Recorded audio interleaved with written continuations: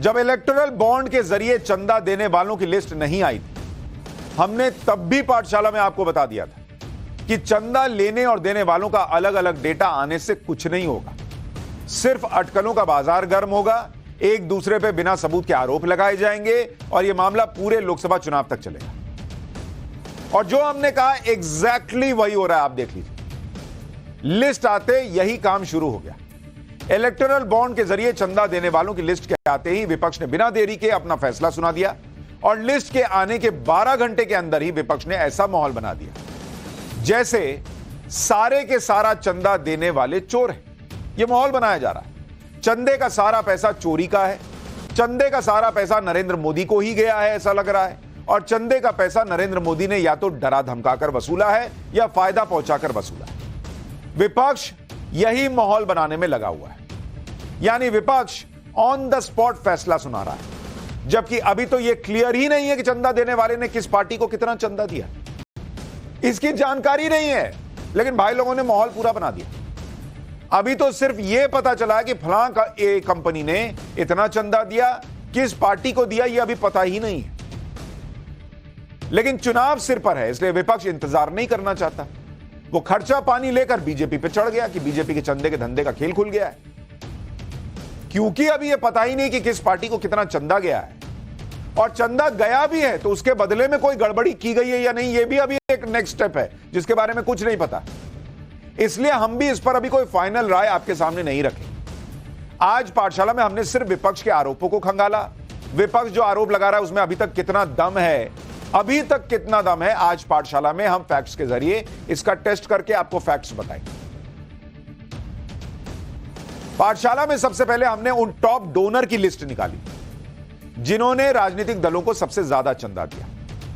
अब विपक्ष के आरोपों के मुताबिक तो इस लिस्ट में टॉप पर अडानी अंबानी का नाम होना चाहिए था, अडानी इंटरप्राइजेस, रिलायंस इंडस्ट्रीज का नाम होना चाहिए था, क्योंकि राहुल गांधी तो 10 साल से यही बोल रहे हैं अंबानी अडानी की सरकार चल रही है, अंबानी अडानी की सरकार चल रही है। लिस्ट आया तो ना अंबानी की जो है वहां पर रिलायंस इंडस्ट्रीज है, ना अडानी की अडानी इंटरप्राइजेस है। टॉप 5 तो छोड़िए, टॉप 10 में भी और पूरी लिस्ट में ही अडानी इंटरप्राइजेस और रिलायंस इंडस्ट्रीज का नाम तक नहीं। टॉप चंदा देने वाले कौन व्यक्ति या कंपनियां हैं, पहले उसके बारे में सुन लीजिए। जिन्होंने सबसे ज्यादा चंदा दिया उसमें future gaming and hotel services है, जिसने 1368 करोड़ रुपए का चंदा दिया। यह कौन है, इसका किससे क्या कनेक्शन है, आगे बताऊंगा। इसके बाद नाम है मेगा इंजीनियरिंग एंड इंफ्रास्ट्रक्चर का, जिसने 966 करोड़ रुपए का चंदा दिया। तीसरा नाम है quick supply chain private limited, इसने 410 करोड़ रुपए का बॉन्ड खरीदा। वेदांता लिमिटेड ने 400 करोड़ रुपए का चंदा दिया। हल्दिया एनर्जी लिमिटेड 370 करोड़ रुपए के बॉन्ड खरीदते हुए इस लिस्ट में दिखी है। ये टॉप 5 लोग हैं जिन्होंने बॉन्ड खरीदा। इसमें ना अडानी की कंपनी अडानी इंटरप्राइजेज है, ना रिलायंस इंडस्ट्रीज है। अच्छा, इलेक्टोरल बॉन्ड के जरिए इन 5 कंपनियों ने सबसे ज्यादा दान तो दिया। अब यह देखिए कि इलेक्टोरल बॉन्ड से किस पार्टी को कितना चंदा मिला, किसने किसको दिया यह तो नहीं पता, लेकिन किस दल को कितना पैसा मिला, टॉप 5 पर कौन है वो आपको बता देता हूं। जैसे भारतीय जनता पार्टी, इसको 6060 करोड़ रुपए मिले, सबसे ज्यादा चंदा। इसके बाद नाम कांग्रेस का नहीं है, इसके बाद नाम टीएमसी का है, तृणमूल कांग्रेस का, इसको 1609 करोड़ रुपए का चंदा मिला। कांग्रेस को 1421 करोड़ रुपए का चंदा मिला। शायद कांग्रेस को इस बात की भी तकलीफ है कि वो नेशनल पार्टी है और ममता बनर्जी की एक रीजनल पार्टी को उनसे ज्यादा चंदा मिल गया। भारत राष्ट्र समिति बीआरएस को 1214 करोड़ रुपए मिले, यह भी एक रीजनल पार्टी है। बीजू जनता दल को 775 करोड़ रुपए मिले। विपक्ष के हिसाब से बीजेपी को मिला चंदा बेईमानी का पैसा है, बाकी पार्टियों को मिला चंदा साफ सुथरा है। भाई उनका लॉजिक यही है, वो कह रहे बीजेपी को 6000 करोड़ मिल गया, अरे रीजनल पार्टी को 1200-1600 करोड़ मिल रहा है, नेशनल पार्टी जो बार बार चुनाव जीत रही है उसको उनसे ज्यादा पैसा कैसे मिल गया, ये कंपैरिजन चल रहा है। बीजेपी ने बिजनेसमैन से चंदा लिया, पाप किया, ये आरोप लग रहा है। बाकी पार्टियों ने बिजनेसमैन से चंदा लिया तो उसमें कोई पाप नहीं। आरोप है कि बीजेपी के पास पावर है इसलिए चंदा वसूल लिया। तो राज्यों में पावर तो ममता बनर्जी के पास भी है, कुछ राज्यों में कांग्रेस के पास भी है, बीजेडी के पास भी है, और कुछ वक्त पहले तक बीआरएस के पास भी थी। तो इस लॉजिक से क्या इन लोगों ने भी सरकारी मशीनरी का इस्तेमाल करके पैसा वसूला है क्या? और एक बड़ा सवाल जो लोग पूछ रहे हैं कि नरेंद्र मोदी तो इस वक्त सियासी रेस में सबसे आगे हैं, दुनिया भर में वर्ल्ड लीडर माने जा रहे हैं, इकोनॉमी को रॉकेट बनाए बैठे हैं, उनकी पार्टी चुनाव पे चुनाव जीत रही है, तो उनकी पार्टी को चंदा मिल रहा है, समझ में आता है। लोग पूछ रहे हैं कि कांग्रेस चुनाव पे चुनाव हार रही है, जो राहुल गांधी लॉन्च नहीं हो पा रहे, कांग्रेस का ग्राफ लगातार उनके कार्यकाल में नीचे जा रहा है, उन्हें कौन चंदा दे रहा है भाई? उन्हें किस बात को देखकर चंदा दे रहा है? उनकी पार्टी को कौन से बात का 1400 करोड़ मिला है? पब्लिक पूछ रही है। भाई आईपीएल होता है, जो टॉप का प्लेयर है उसको ज्यादा में खरीदा जाता है, ये तो समझ में आता है, उसकी बिडिंग ज्यादा में होती है, लेकिन जो प्लेयर नहीं चल रहा है उसको कौन खरीद रहा है भाई आईपीएल में? खैर ये सवाल है जो पब्लिक के मन में, सच क्या है वो तो चंदा देने वाला जाने, चंदा लेने वाला जाने। राहुल गांधी हालांकि यह आरोप लगा रहे हैं कि इलेक्टोरल बॉन्ड वसूली का जरिया था, जांच एजेंसियों का इस्तेमाल करके कंपनियों से वसूली की जा रही है और चंदा लेकर बड़े कॉन्ट्रैक्ट दिए जा रहे हैं। एक बार राहुल गांधी क्या कह रहे हैं वो सुन लीजिए, फिर मैं आपको फैक्ट्स के साथ सच बताना शुरू करता हूं। कि इलेक्टोरल बॉन्ड्स में हजारों करोड़ रुपए हिंदुस्तान के बड़े बड़े कॉर्पोरेट्स ने बीजेपी को, नरेंद्र मोदी जी को दिए, हजारों करोड़ रुपए।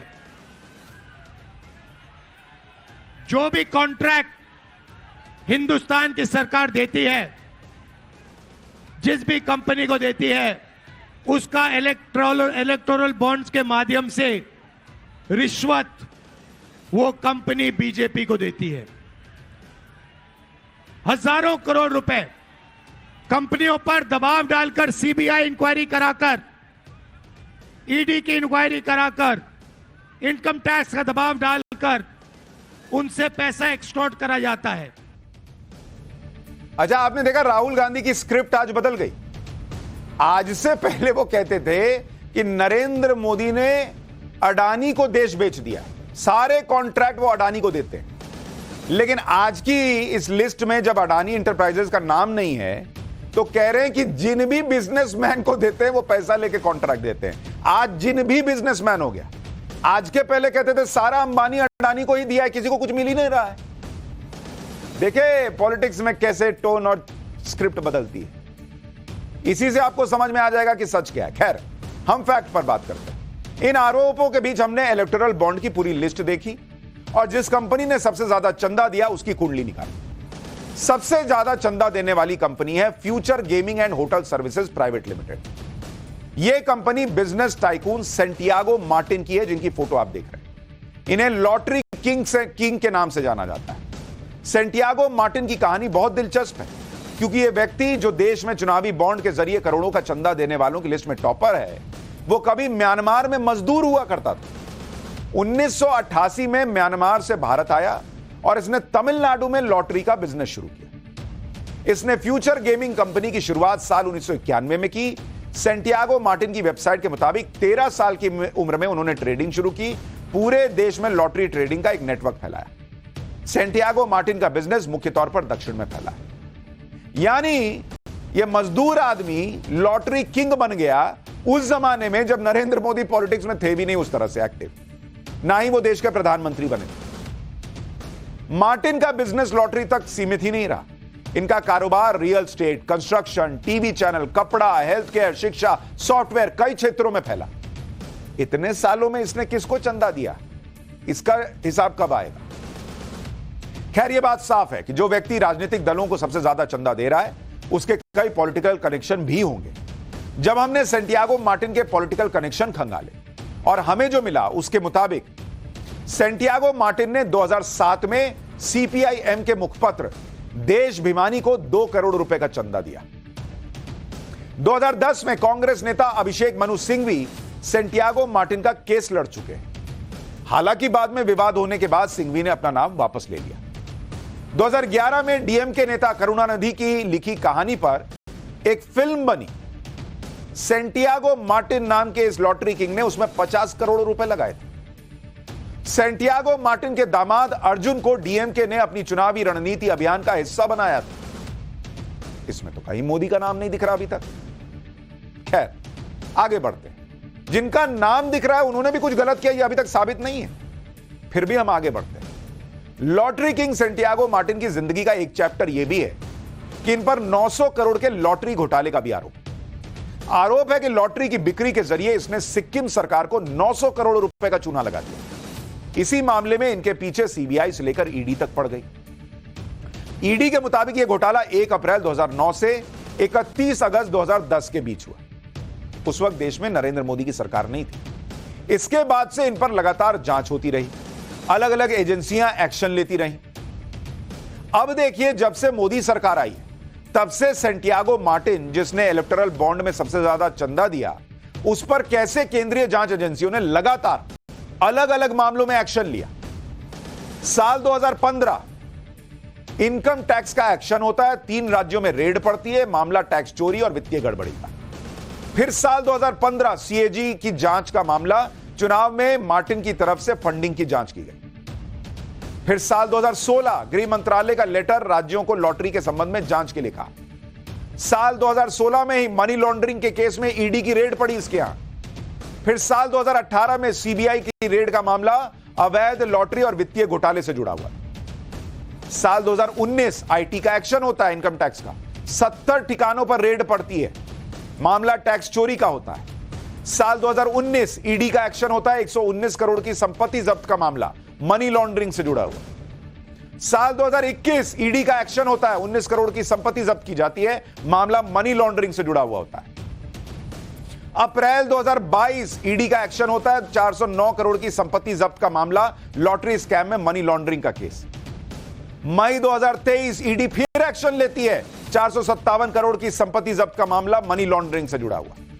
और अभी 9 मार्च 2024 ईडी की रेड का मामला अवैध खनन से जुड़ा हुआ। अब सवाल यह है कि 2019 से इलेक्टोरल बॉन्ड के मामले सामने आने के बाद, इलेक्टोरल बॉन्ड की खरीद फरोख्त शुरू होने के बाद से लेकर 2024 तक इस आदमी को ईडी, इनकम टैक्स सब रगड़े बैठे हैं, छापे पे छापे पड़ रहे हैं। तो क्या ये बीजेपी को पैसा दिए जा रहा है और अपने ऊपर छापे पड़वा रहा है? अब आपको बताता हूं, यह देखिए कि मोदी सरकार में पिछले 9 साल से अलग अलग जांच एजेंसियां 11 बड़े एक्शन सैंटियागो मार्टिन और उससे जुड़ी कंपनियों पर कर चुकी, और यह एक्शन लगातार जारी है। अब यह देखिए कि सैंटियागो मार्टिन ने पहला चुनावी बॉन्ड कब खरीदा, इसके बारे में आपको बताता हूं। इसने जब चुनावी बॉन्ड की प्रक्रिया शुरू हुई तो इसने पहला चुनावी बॉन्ड खरीदा जो फ्यूचर गेमिंग एंड होटल, ये जो कंपनी है, इसने पहला बॉन्ड कब खरीदा बॉस? इसने खरीदा 21 अक्टूबर 2020 को सबसे पहला बॉन्ड खरीदा। इसने आखिरी बॉन्ड कब खरीदा? आखिरी बार इसने खरीदा 9 जनवरी 2024। और पहला बॉन्ड जब एसबीआई ने बॉन्ड वाला शुरू किया था तो पहला बॉन्ड बिका था 19 अप्रैल 2019 को, यानी 2020 से लेकर 2024 के बीच में अभी तक, अभी जस्ट मैंने आपको बताया कि इस पर करीब करीब 10 से 11 रेड पड़ चुकी है। और इस पर एक्शन, मतलब ये बॉन्ड आने के बाद नहीं, एक्शन तो 2015 से चल रहा है इसके ऊपर, रेड पर रेड पड़ी। तो आंकड़ों से यह क्लियर है कि सैंटियागो मार्टिन या उसकी कंपनी पर ईडी का एक्शन लगातार चलता रहा, चाहे उसने 2019 से 2024 के बीच कितना ही चंदा दिया, और किसे दिया यह तो अभी पता भी नहीं है। इसलिए सैंटियागो मार्टिन को लेकर सब अपने मुताबिक अलग अलग थ्योरी चला रहे हैं। जैसे विपक्ष की थ्योरी यह है कि क्योंकि ईडी का हंटर चला तभी सैंटियागो मार्टिन की कंपनी ने भर भर के चुनावी चंदा देना शुरू किया और बीजेपी को फायदा पहुंचाने लगा। अगर इस थ्योरी पर यकीन किया जाए तो फिर ईडी का एक्शन तो रुक जाना चाहिए था। भाई वो पैसा दे रहा है और ईडी रेड मार रही है, ये कैसी दोस्ती हुई? फिर वो पैसा देने के बाद पूछेगा नहीं कि अरे तुमको पैसा दिया, तुम रेड मार रहे हो जी, और वो मारे जा रही है, रुक नहीं रही है। दूसरी थ्योरी कि सैंटियागो मार्टिन की कंपनी ने जितना भी चंदा दिया है वो सारा का सारा बीजेपी को ही गया है, ये तो अभी पता भी नहीं है। हालांकि बीजेपी ने अगर पैसा लिया है, भले रेड पड़ती रही हो, लेकिन बीजेपी ने अगर पैसा लिया ये दिखेगा तो बीजेपी से भी पूछा जाएगा कि जिस कंपनी पर रेड पड़ रही थी उससे पैसा लिया क्यों आपने, चाहे 1 रुपया भी लिया हो, लेकिन पहले यह पता तो चले कि बीजेपी को पैसा गया है कि नहीं गया। वैसे भी सेंटियागो मार्टिन के सभी पार्टियों के कनेक्शन दिख रहे हैं, तो फिर वो अकेले बीजेपी को ही चंदा देगा, इसकी संभावना भी कम दिखती है। तीसरी थ्योरी यह है कि ऐसा भी हो सकता है कि सेंटियागो मार्टिन जो ईडी के एक्शन को लगातार झेल रहा है, हो सकता है वो विपक्ष को इस बात की फंडिंग कर रहा हो कि वो लगातार ये माहौल बनाते रहे कि नरेंद्र मोदी ईडी का गलत इस्तेमाल कर रहे हैं। यह क्यों नहीं हो सकता?